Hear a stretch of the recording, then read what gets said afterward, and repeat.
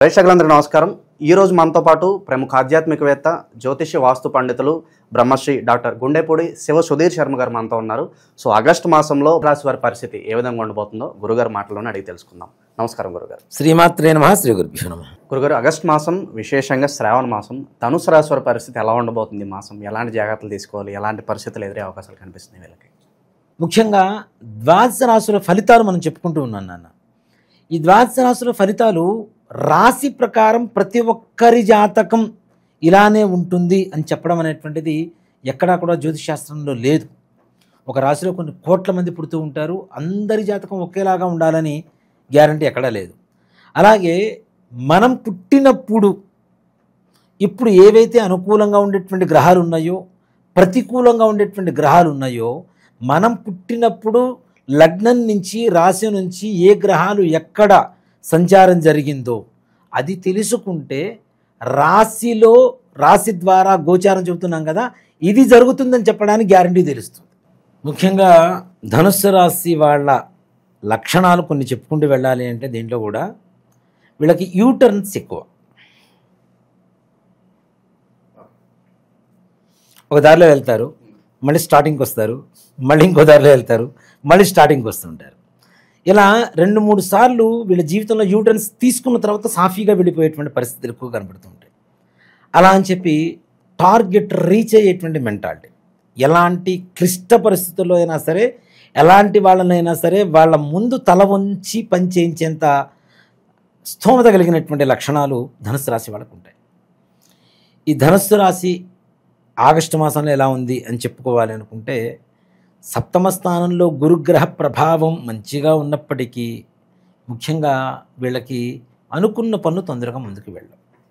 అవమానాల పాలు, చిన్న చిన్న మాటలతో ఎదురు వాళ్ళు బాణాల్లో గుచ్చుతుంటారు మనసులో, దానివల్ల మనసు విరిగిపోతూ ఉంటుంది. దాంతోపాటు అనుకున్న పనులు సకాలంలో పూర్తి కాకపోవటం, అయిపోయింది పని, ఇంకా పొద్దునే దాని రిజల్ట్ తీసుకుంటాను అనుకున్న టైంకి న్యూట్రల్కి వచ్చేస్తుంటుంది, మళ్ళీ 0 పాయింట్ స్టార్టింగ్, మళ్ళీ కష్టం. కానీ వీళ్ళు పట్టు వదలని విక్రమార్కులు. అనుకున్న పని అయిపోయేంత వరకు నిద్రపోయేటువంటి లక్షణాలు, నిద్రపోరిహ, దాంట్లో అనుమానం ఏం లేదు. అనుకున్న పని పూర్తి కావాల్సిందే. ఉదాహరణకి మీరే. అలాగే దీంట్లో ఈ నెలలో వచ్చేసరికి ధనుసు రాశి వాళ్ళకి ఉద్యోగ భంగం, పెద్దల నుంచి ఎక్కువ గొడవలు పెద్దలతో, కుటుంబ వ్యవహారాల్లో కూడా ప్రశాంతత లేకపోవటం, అప్పులు చేయవలసినటువంటి పరిస్థితులు రావటం, ఇచ్చిన అప్పులు వెనక్కి రాకపోవటం, ముఖ్యంగా రుణపరమైనటువంటి బాధలు, అప్పులు ఇచ్చినా తీసుకున్నా రెండువి, అంతకుముందు ఇతపూర్వంలో ఇచ్చినటువంటి అప్పులు ఇచ్చినటువంటివి, ఇప్పుడు తీసుకుపోయేటువంటివి, ఈ రెండూ కూడా భవిష్యత్తులో ఎక్కువగా బరువుగా మారేటువంటి అవకాశాలు కనబడతాయి. అలాగే చాలామంది చెప్పారు గురుగారు, ధనుసు రాశి, నాది కూడా ధనుసు రాశి కాబట్టి ప్రత్యేకంగా మీ చేతుల్లో నుంచి మీరు ఎవరికి డబ్బులు ఇవ్వమాకండి, ఇస్తే అవి రావు, మళ్ళీ వాళ్ళ బాకీ కూడా మీరు బాధ్యతగా మళ్ళీ మీరే కట్టవలసి వస్తుంది అని చెప్పారు. అలాగే నేను కడుతున్నాను. ఏంటి సహజ లక్షణం అంటారా? మీరు షూరిటీ ఉండి ఇప్పించారనుకుంటే ఎవరికన్నా, తీసుకున్నవాడు కట్టడు, వెళ్ళిపోతాడు తప్పనిసరిగా. మీరు అప్పు మొత్తం తీర్చిన తర్వాత మళ్ళీ మీ దగ్గర వచ్చి మళ్ళీ అప్పు చేయడానికి ట్రై చేస్తూ ఉంటాడు. మళ్ళీ ఏంటంటే మళ్ళీ 4 మాటలు చెబితే వీళ్ళు ఏమైనా కరిగిపోతుంటారు. ఈ రకమైనటువంటి పరిస్థితి ఉంది కదా. అస్సలు అప్పులు ఈ రోజుల్లో ఏ రాశి నాన్న, ఒక మాట చెప్పాలంటే ధనుస్సు రాసే కాదు, ఏ మనుష్యుడు కూడా అప్పులు ఇవ్వడం అనేది కరెక్ట్ కాదు. బ్యాంకులు అయితే ముక్కుబుండి వసూలు చేస్తుంటాయి, కానీ మనుషుల్ని పెట్టి మనిషికి మనిషి నిజంగా అంటే సాయం చేయొద్దని చెప్పటల్లా. అరే అంత ధర్మం ఎక్కడుంది నాన్న? అప్పు తీసుకున్నవాడు ఆ కృతజ్ఞత ఉంటుంది వాడి దగ్గర, ఉండటం లేదు. ఇస్తామా, దేశం వదిలిపెట్టిపోతామా నీ అప్పు కోసం? ఏం చేస్తాం? ఇస్తాం. ఇంకొకడైతే లేవు నా దగ్గర, ఏం చేయమంటావు? నిర్మోహమాటంగా చెబుతున్నాడు. అరే అప్పు తీసుకున్నాను, ఇస్తాలేండి, ఇబ్బందిగా ఉంది, 4 రోజులు ఆగండి, లేదు 4 నెలలు ఆగండి, 1 సంవత్సరం ఆగండి, నా పరిస్థితి ఇట్లా ఉందని చెప్పుకోవడం లేదు, పోయింది అది. ఇస్తాం, ఎక్కడికి పోతాం? లేవు నా దగ్గర, లేవు, ఇప్పుడు ఏం చేయమంటావు నన్ను? అరే అప్పు తీసుకున్నావు, నీకు ఆ బాధ్యత లేదు, బాధ లేదు, భయం లేదు. మనం డబ్బులు రిటర్న్ అడిగేటప్పుడు మనకెందుకు కావాలో మనమే చెప్పుకోవాల్సిన పరిస్థితి.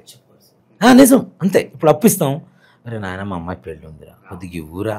నిన్న కూడా నా దగ్గర వాళ్ళు వచ్చారు నాన్న, మళ్ళీ ఒక లేడీ బంధువులకి ఇచ్చారు డబ్బులు, ఒరే నా కూతురు పెళ్ళి ఉందిరా, ఇవ్వురా, నీ దండం పెడతారా, వేరే వాళ్ళతో రికమెండ్ చేయించుకోవాల్సిన పరిస్థితి. మరి వాడి పరిస్థితి బాగాలేదురా, అప్పుల్లో ఉన్నాడు, నీకు ఇచ్చేవే కదా నీకు. వీడు బాగానే ఉంటాడు, తీసుకున్నవాడు బాగానే ఉంటాడు, వాడు ఎంజాయ్ చేస్తూ ఉంటాడు, తర్వాత వాడి తద్వారా మంచి వ్యాపారం చేసుకుంటాడు, లాభాల్లోనే ఉంటాడు. వీడు మాత్రం మర్చిపోతాడు, వీడికి ఇవ్వాలన్న కనీస బాధ్యత, భయం, భక్తి ఏవీ లేవు నాన్న. అప్పుడు అప్పులు ఎట్లా ఇవ్వాలి, ఎందుకు ఇవ్వాలి? దీనికన్నా అప్పు ఇవ్వటం అనే దానికంటే వాడికి సహాయం చేస్తున్నామని చెప్పి మర్చిపోవడం బెటర్. దానితో ఉన్నతమైనటువంటిది ఇంకొకటి లేదు, అంతే, దానితో ఉత్తమం లేదు. ఇక్కడ ఏమవుతుంది, అప్పు ఇచ్చాము అనుకుంటే మెంటల్గా ఫిక్స్ అవుతున్నాం, మరలా మన అవసరాలకు వస్తుందని మనం అజాగ్రత్తగా ఉంటాం. వేరే డబ్బులు వచ్చినా కూడాను వాటిని వేరే వాటి ఖర్చు పెడుతూ ఇవి రావాల్సినవి రాకపోవడం వల్ల మెంటల్ టెన్షన్ వల్ల శారీరకమైనటువంటి అనారోగ్యాలు, ఇవన్నీ మనం కొని తెచ్చుకోవడమేగా. డబ్బులు ఇచ్చి శత్రువుల్ని, రోగాల్ని, మానసిక అప్రశాంతతని కొని తెచ్చుకోవటమే. ప్యాకేజ్ రూపంలో అన్నీ వస్తాయి, అంతే. మీకు ఇవన్నీ వీటిలో ఏది కావాలని దుర్యోడు అప్పిస్తే చాలా అన్నీ వస్తాయి. అదే సహాయం అనుకోండి, ఇవన్నీ లేవు, ఆలోచనలు లేవు కదా. సో కాబట్టి ఆ విధంగా ఇప్పుడు కూడా డబ్బులు ఇవ్వడం అనేటువంటిది ముఖ్యంగా ధనుస్సు రాసే వాళ్ళకి ఇప్పుడున్న పరిస్థితుల్లో అస్సలు కరెక్ట్ కాదు. ఇక శుభకార్యాల పరిస్థితి ఏంటంటే, శుభకార్యాలు కూడా వాయిదా పడుతూ ఉంటాయి. ముఖ్యంగా అనుకున్న సమయానికి పూర్తి కాకపోగా ఇప్పుడు ఒక ఫంక్షన్ ఉంది, ఫంక్షన్కి ఒక 10 లక్షలు బడ్జెట్ పెట్టుకుంటాం, దాదాపుగా 5-6 లక్షల రూపాయల అడ్వాన్సుల రూపంలో అన్నీ చేసుకుంటాం. కార్యం ఆగిపోతుంది, ఇచ్చిన 5-6 లక్షలు అడ్వాన్సులు మొత్తం లాస్ అయిపోతున్నాం. తద్వారా కార్యం కాలేదని ఒక బాధ, డబ్బులు ఖర్చు అయిపోయిన ఒక ఖర్చు, ఇన్ని రకాల మానసికమైనటువంటి బాధ ఎక్కువగా కలుగుతుంది. కాబట్టి తగిన జాగ్రత్తలు తీసుకుంటూ ముందుకు వెళ్ళండి. శుభకార్యాలకి ఈ నెలలో పెద్దగా ప్రయత్నాలు చేయవద్దు. అలానే ఇళ్ళు కొనుక్కోవాలి, వాటికి కూడా పెట్టుబడులు పెట్టవద్దు. లోన్లు రాకపోవటమో, ఇచ్చిన అడ్వాన్స్ వెనక్కి రాకపోవటమో, తద్వారా లాస్ అవ్వడమో ఏదో జరుగుతుంది. కాబట్టి భూపరమైనటువంటి, గృహపరమైనటువంటి వాటి మీద పెట్టుబడులు పెట్టవద్దు. కొత్త వ్యాపారాలు ప్రారంభించవద్దు. దీని ద్వారా కూడా ఎక్కువగా ధన నష్టం జరిగేటువంటి అవకాశం ఉంది. మీరు ఈ నెలలో ప్రారంభించినటువంటి వ్యాపారం ఏదైతే ఉంటుందో కొన్ని రోజులు ముందుకు వెళ్ళిన తర్వాత మీ బద్ధకం కావచ్చు, మీకుండేటువంటి పరిస్థితుల ప్రభావం కావచ్చు, వ్యాపారాన్ని మధ్యలో ముగించి షట్ డౌన్ చేసి వెనక్కి రావాల్సినటువంటి పరిస్థితి. తద్వారా పెట్టినటువంటి ఇన్వెస్ట్మెంట్ మొత్తం లాస్ అవుతుంది. సో కాబట్టి ఇప్పుడు ₹1 ఇన్వెస్ట్మెంట్ పెట్టామంటే ₹1 వెంటనే రావు కదా. దాదాపు 50 లక్షల రూపాయలు లాస్ అయిపోతున్నట్టు 50 లక్షల రూపాయలు సంపాదించుకున్నా. కాబట్టి తద్వారా వడ్డీలు లాస్ అవుతుంటాం, పెట్టిన పెట్టుబడి లాస్ అవుతుంటాం. కొత్త వ్యాపారాలు చేయవద్దు. కొత్తగా గృహ వివాహ సంబంధమైనటువంటివి ఏ రకమైనటువంటి శుభకార్యాలకి పెట్టుబడులు పెట్టి ముందుకు వెళ్ళటం మాత్రం ఈ నెలలో ధనుస్సు రాశి వాళ్ళకి నిషేధంగా చెప్తా. విదేశీ ప్రయత్నాలు చేసుకోవచ్చు గురుగారు. విదేశీ ప్రయత్నాలు కూడా అంతంత మాత్రంగానే ఉంటాయి నాన్న, అంత పరిపూర్ణంగా వీళ్ళకి అనుకూలంగా ఉండవు. అయిపోయింది అనుకున్న టైంలో కూడా నిరాశాభావంతో వెనక్కి రావాల్సినటువంటి పరిస్థితులు కనబడుతుంది. కాబట్టి తగిన జాగ్రత్తలు తీసుకోవాల్సినటువంటి. ఇలాంటి ఫలితాలకి నరఘోష, నరదిష్టి ఒక కారణం అని చెప్పుకోవచ్చా? ఇక్కడ ముఖ్యంగా ధనుసు రాశి వాళ్ళ పరిస్థితి ఎలా ఉంటుందంటే, 10 లక్షలు అప్పు ఉంటుంది మీకు, కానీ మీ దగ్గర 10 కోట్ల రూపాయలు ఉన్నట్టుగా ఎదుటి వాళ్ళ భావన ఉంటుంది. అలా కనిపిస్తామా? అరే మీకేం కష్టాలు ఉన్నాయండి, చూడడానికి బాగానే ఉన్నారు, అంత బాగానే ఉంది. మీరు 10 లక్షలు అప్పు ఉన్నాయి కదా, ఇంకో చోట పోయి ఇప్పుడు 10 లక్షలు అప్పు ఉంది, మనకి ₹1,00,000 అన్న తెచ్చుకుని ఏదైనా పని చేసుకుందాం అంటే ₹1,00,000 పోయి అడిగితే మేము మీకు ఇవ్వటమా? మీ దగ్గర మీరే రాజులండి అంటూ ఉంటారు. మీ దగ్గర 10 కోట్లు ఉన్నాయి, నాకే 10 లక్షలు కావాలి, మీ దగ్గర వచ్చి అడుగుదాం అనుకున్నాను అని చెప్పే పరిస్థితుల్లో కనబడుతూ ఉంటారు. కాబట్టి నరఘోష కూడా సంపూర్ణంగా ఉంటుంది. వీళ్ళకి అట్రాక్టివ్ పవర్ ఎక్కువ.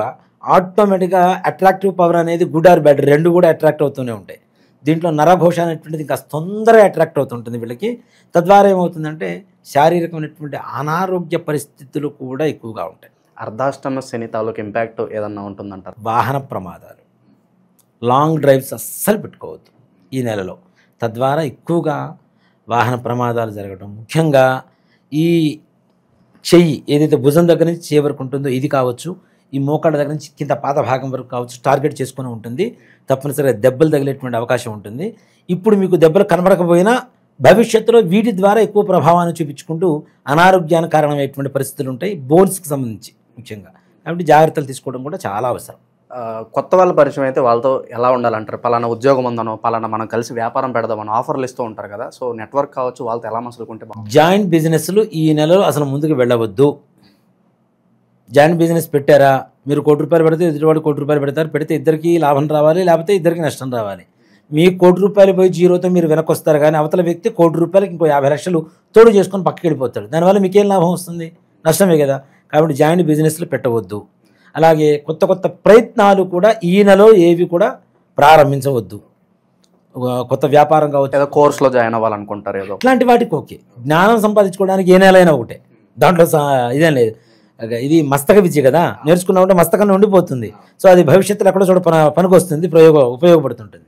కాబట్టి అట్లాంటివి కానీ చేయొచ్చు. కానీ కొత్త కొత్త వ్యాపారాలు, జాయింట్ వ్యాపారాలు, కొత్తగా ఇల్లు కట్టడాలు, వివాహ ప్రయత్నాలు చేయడాలు ఇట్లాంటివి మాత్రం పొర్రపాటున కూడా ధనుసు రాశి వాళ్ళు చెయ్యవద్దు. అంతేకాకుండా ఇలాంటివి ఏమైనా చెయ్యాలి అనుకుంటే ఒక రాశి ఫలితమే కాకుండా వాళ్ళ వ్యక్తిగతమైనటువంటి జాతకం చూపించుకుంటే తద్వారా ఏమైనా బాగుంటే ముందుకు వెళ్ళడానికి అవకాశం ఉంటుంది. ఇప్పుడు రాశిలో లేనటువంటిది వ్యక్తిగతమైనటువంటి జాతకంలో ఉంటుంది. ఇప్పుడు ధనుసు రాశి వాళ్ళందరూ ఒకేలాగా ఉంటారా? ఉండరు కదా. సో అదేంటి, వాళ్ళ వ్యక్తిగతమైనటువంటి జాతకం, అది పరిశీలన చేస్తే చెప్పవచ్చు. ఇక చివరగా వైవాహిక జీవితం ఎలా ఉండబోతుంది గురుగారు? వైవాహిక జీవితం అనేటువంటిది అది కూడా చాలా ఇబ్బందుల కారణం పరిస్థితులే ఏర్పడుతుంది నాన్న. ముఖ్యంగా మాతృ సంబంధమైనటువంటి వ్యక్తుల వల్ల కుటుంబంలో కలహాలు పెరిగేటువంటి అవకాశం. అంటే వాళ్ళ మాటలు ఎక్కువగా వినడం వల్ల, వాళ్ళు ప్రధాన పాత్ర పోషించడం వల్ల ఇప్పుడు పరిస్థితులు అవే. కీ ఇస్తున్నారు, బొమ్మ ఆడుతోంది, ఎక్కడ స్విచ్ చేస్తే ఎక్కడో లైట్ పెరుగుతుంది అన్నట్టుగా ఇక్కడ పరిస్థితులు అలానే ఉన్నాయి.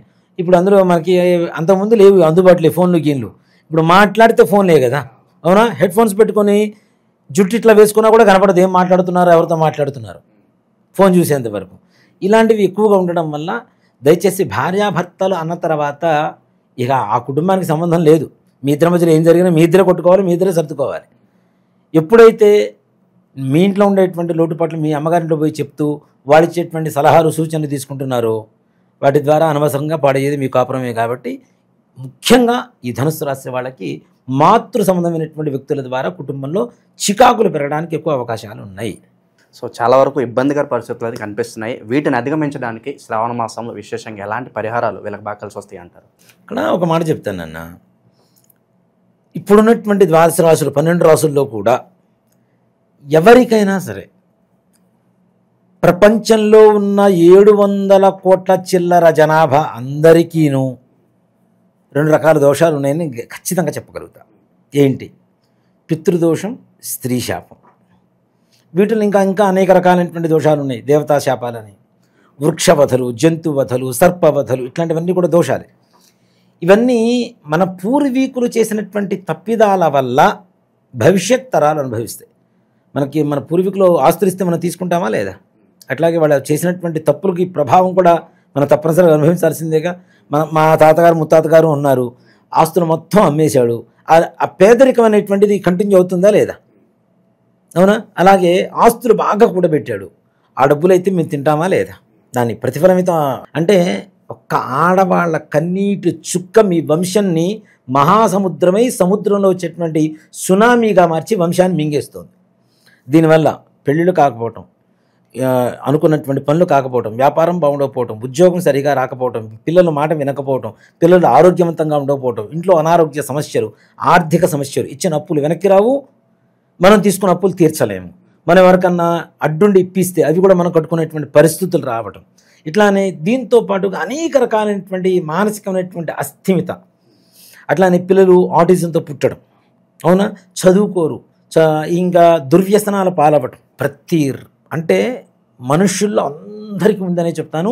ఇంకా చెప్పాలి అంటే దాదాపు 80-85 ఆ టైం నుంచి పుట్టినటువంటి ప్రతి ఒక్కరికి ఉంది. దాంట్లో ఏమాత్రం కూడా సంశయం లేదు. పరిష్కారం ఏంటంటారు దీన్ని? ఒక్కడేనన్న, ఇది ప్రతి అమావాస్యకి మనం పితృకార్యాలు చేస్తూ ఉంటాం, అవునా? అలాంటి అమావాస్య ప్రతి నెల చాలా విశేషమైనటువంటిది. మనం ప్రతి నెల అమావాస్యకి ఇంట్లో పితృతర్పణ వదలండి, ఎవరికైనా బ్రాహ్మణికి స్వయం పాకం ఇవ్వండి అని చెప్తుంటాం. తద్దినాలు పెట్టరు. తద్దినాలు పెట్టకపోవడం, మేము కాశీలో పెట్టొచ్చామండి, గైలో పెట్టొచ్చామండి, నిన్న భోజనం చేసాం, ఇవాళ భోజనం చేయకుండా మానుతామా? నిన్న పండగ జరిగింది, మరుసటి రోజు మళ్ళీ వండుకొని తింటామా లేదా? అవునా? అక్కడెక్కడో కాశీలో పిండం పెట్టొచ్చాము, ఇంకా అయిపోయింది అంటే అది ఎట్లా కరెక్ట్ అవుతుంది? కొంతమంది ఇంట్లోంచి చెప్పకుండా వెళ్ళిపోతుంటారు. వాళ్ళు ఉన్నారో లేదో కూడా తెలియదు. ఒక మనిషి 14 సంవత్సరాల పాటు కనుక కనపడకుండా వెళ్ళిపోతే వాళ్ళకి కర్మ చేయవలసిందే. అది చేయట్లేదు, అవి వదిలేస్తున్నాం. అసలు ఇప్పుడు ఉన్నారో లేదో కూడా తెలియదు, వదిలేస్తున్నాం. ఇలాంటివి తద్దినాలు పెట్టకపోవటం, కర్మలు సరిగా చేయకపోవటం, శ్రాద్ధం శ్రద్ధతో పెట్టకపోవటం, తల్లిదండ్రులు ఇచ్చినటువంటి జన్మ, వాళ్ళు ఇచ్చినటువంటి విద్య, వాళ్ళు ఇచ్చినటువంటి శరీరం, రక్తం, మాంసం, దీంతో పాటుగా వాళ్ళు ఇచ్చినటువంటి జ్ఞానంతో మనం బ్రతుకుతున్నాం. ఇన్ని ఇచ్చినటువంటి వాళ్ళ రుణం తీర్చుకోవాల్సిన అవసరం ఎవరికి ఉంది? కొడుకుంటాం. అవునా? ఇలా కొడుకు చేయకపోవటం వల్ల కొడుకులు పుట్టకుండా కేవలం కూతుళ్ళే పుట్టేటువంటి దోషం కూడా ఈ దోషం ద్వారా కనబడుతూ ఉంటుంది. అంటే ఇక వంశం లేదుగా. నెక్స్ట్ ఇంటి పేరు ఎక్కడుంది? ఆడపిల్లలే పుడితే ఇంకో ఇంటికి అమ్మాయిని ఇస్తావు, అమ్మాయి ఇంటి పేరు అబ్బాయి ఇంటి పేరు అవుతుంది, కానీ నీ ఇంటి పేరు లేదు కదా, అయిపోయింది కదా, శాశ్వతంగా నీ వంశం నిర్వంశం అయిపోతుంది. ఇలా అసలు పిల్లలు పుట్టకపోవటం కూడా, అనుకున్న పని ఏ ఒక్కటి పూర్తి కావటం లేదా. సింపుల్గా చెప్పాలంటే ప్రశాంతంగా మీ జీవితంలో లేరా అంటే మీ వంశంలో, మీ పూర్వీకుల్లో ఆడవాళ్ళు మగవాళ్ళు 60 ఏళ్ల లోపల heart problem, kidney problem, liver problem, brain stroke, suicide, accidents, cancer ఇట్లాంటి కారణాలతో చనిపోయారు. మీ పూర్వంలో 2 వేసి పెళ్ళిళ్ళు చేసుకున్నారు. ఇంట్లో భార్య ఉండగా కూడా ఇల్లీగల్ కాంట్రాక్ట్స్ పెట్టుకొని ఇంట్లో ఉన్న ఆడవాళ్ళని బాధ పెట్టారు. భర్త ద్వారా భార్య కావచ్చు, అత్తమామల ద్వారా కోడలు కావచ్చు, ఆడపడుచు ద్వారా వదిన కావచ్చు, వదిన ద్వారా ఆడపడుచు కావచ్చు, మరుదుల ద్వారా బావల ద్వారా మరదలు కావచ్చు. ఇలాంటి వాటికి ప్రతి నెల అమావాస్య మా ఆధ్వర్యంలో జరుగుతూ ఉంటుంది. తప్పనిసరిగా గోకర్ణంలో మహాబలేశ్వరుడి చెంత ఈశ్వరుడు ఆత్మలింగం, ప్రపంచంలో ఇంకెక్కడా లేనటువంటి ఒకే ఒక్క చోటు ఉన్నటువంటి ఆత్మలింగం గోకర్ణ క్షేత్రంలో మాత్రమే ఉంది. అక్కడ చాలామంది కూడాను ఈ మన సామూహికమైనటువంటి శ్రార్థాలు అవి చేస్తుంటారు. దయచేసి మీరు చేయించుకోపోయినా పర్లేదు, సామూహికమైనటువంటి శ్రార్థాలు పెట్టవద్దు. దానివల్ల వచ్చేటువంటి మంచి ఫలితం కంటే చెడు ఫలితాలు ఎక్కువగా ఉంటాయి. ఈ వెబ్సైట్లు అవన్నీ కూడా చాలా క్రియేట్ చేసి చాలామంది చేస్తున్నారు. అవి కూడా వాటిలో ప్యాకేజీలు పెడుతున్నారు. అవన్నీ కరెక్ట్ కాదు నాన్న. రాండి, తప్పనిసరిగా సశాస్త్రీయంగా ఎవరైతే బ్రాహ్మలు ఉంటారో, కర్ణాటకలో అందరికీ తెలుసు జంగం వాళ్ళు ఎక్కువ మంది ఉంటారు. జంగం వాళ్ళు కాదు, బ్రాహ్మలే, జంగం వారే. సో కాబట్టి బ్రాహ్మలు చేసేటువంటి విధానంగా సశాస్త్రీయంగా అక్కడ తప్పనిసరిగా పూజ చేయించుకొని మన దగ్గర నుంచి బస్సులోంచి బయలుదేరుతుంటాం. ఇక్కడ నుంచి ప్రతి నెల అమావాస్య ముందు రోజు బయలుదేరుతాం. అమావాస్య రోజు పూజ అక్కడ. అందులో ఈ శ్రావణ బహుళ అమావాస్య మఖా నక్షత్రం కలిసి వచ్చింది. ఈ దోషాలు ఉన్న వాళ్ళ వంశంలో మఖా నక్షత్రంలో పుట్టేవాళ్ళు కూడా కొంతమంది ఉంటారు. మఖా నక్షత్రం కలిసి వచ్చినటువంటి అమావాస్య, శ్రావణ బహుళ అమావాస్య చాలా విశేషమైన ఈ ఆగస్టు మాసంలో వచ్చే అమావాస్య. ఈశ్వరుడికి, వెంకటేశ్వర స్వామి వారికి, లక్ష్మీదేవికి, గౌరీదేవికి, పితృదేవతలకి, చంద్రుడికి, ఇంతమందికి ఇష్టమైనటువంటి మాసం ఇది. ఇంతమంది మాసం ఇష్టమైనటువంటి దేవతలకి ఆరాధనకి అర్హత కలిగినటువంటి మాసంలో శ్రావణ బహుళ అమావాస్య ఆగస్టు 23వ తారీఖు అయింది. 22వ తారీఖు ఇక్కడ బయలుదేరుతాం. 23వ తారీఖు పూజ ఉంటుంది. మరలా చేయించుకొని 24వ తారీఖు ఉదయం 11 గంటల కల్లా హైదరాబాద్లో ఉంటాం. కాబట్టి రావాలనుకున్నటువంటి వాళ్ళు అందరూ రాండి. తప్పనిసరిగా నా ఆధ్వర్యంలో, అంటే నేను చేయించడం కాదు, నేను అక్కడ బ్రాహ్మణులు పెట్టి చేయిస్తూ ఉంటాం. తప్పనిసరిగా నేను కూడా కలుస్తాను మిమ్మల్ని అక్కడ. తప్పనిసరిగా రాండి. రావాలనుకున్న వాళ్ళు దయచేసి సామూహికంగా చేయించుకోవద్దు. సో కాబట్టి దీనికి ప్రత్యక్ష నిదర్శనం ఇంకోళ్ళు కాదండి, నాకు నేనే 2018లో నేను చేయించుకున్నాను. నాది లైక్ శబరి తత్వం. నాది భక్తి అంటే శబరి తత్వం. రాముడికి పండ్లు ఇచ్చేటప్పుడు ఆవిడ ఎంగిలి చేసి బాగుందా లేదా అని టేస్ట్ చూసి మరీ ఇచ్చింది. నేను చేయించుకున్న తర్వాత నాకు బాగుంటే మిగిలిన జనాలకు చెప్తా. నేను తినకుండా పండు బాగుంది తిను అంటే అది ఎంతవరకు? అవునా? అది మొహమాటానికి వగరుగా ఉన్న తీయగా ఉందని చెప్తారు. అలా కాదు, నేను అనుభవించాను కాబట్టి ఎదుటి వాళ్ళకి చెప్పడానికి నాకు అర్హత కలిగింది. మనం అనుభవించిన తరువాత, మనం చేసిన తర్వాత చెప్పడం అనేటువంటిది ధర్మం. కాబట్టి నేను చేయించుకున్న నా జీవితం సంపూర్ణంగా అక్కడ ఉన్నటువంటి మహాబలేశ్వరుడు అనుగ్రహంతో నా జీవితం మహాబలంగా తయారైంది. అందరికీ తెలిసిన విషయమే. ధనుస్సు రాశి వాళ్ళు ముఖ్యంగా ఆదిత్య హృదయం పారాయణ లేదు, కనీసం వినండి. గోధుమ రవ్వ తెచ్చుకోండి, పంచదార 2 కొద్దిగా ఉడికిచ్చేస్తే మంచిగా కేసరిలాగా తయారవుతుంది. దాంట్లో చిన్న లవంగం ఒకటేసి తయారు చేసి పెట్టండి. పెట్టి పొద్దున్నే ఆదివారం రోజున సూర్యభగవానుడికి 6 లేచి స్నానం చేసి ఉండి, సూర్యభగవానుడు సూర్యోదయం కాగానే సూర్యుడికి ఎదురుగా నమస్కారం చేసుకొని, తులసి కోట దగ్గర ఈ కేసరి ఏదైతే ఉంటుందో ఒక 6 ఉండలు చిన్నవి చేసి అవి నివేదన పెట్టి మీరు ప్రసాదంగా తీసుకోండి. ఎర్ర చందనాన్ని తిలకంగా ధరించండి. తప్పనిసరిగా ఉన్నతమైనటువంటి పరిస్థితులు కనపడతాయి. ఓకే, ఓవరాల్గా ఈ మాసం వీళ్ళకి ఎలా ఉండబోతుందో అద్భుతంగా వివరించారు. ధన్యవాదాలు. శ్రీమాత్రే నమః. శ్రీ గురుభ్యో నమః.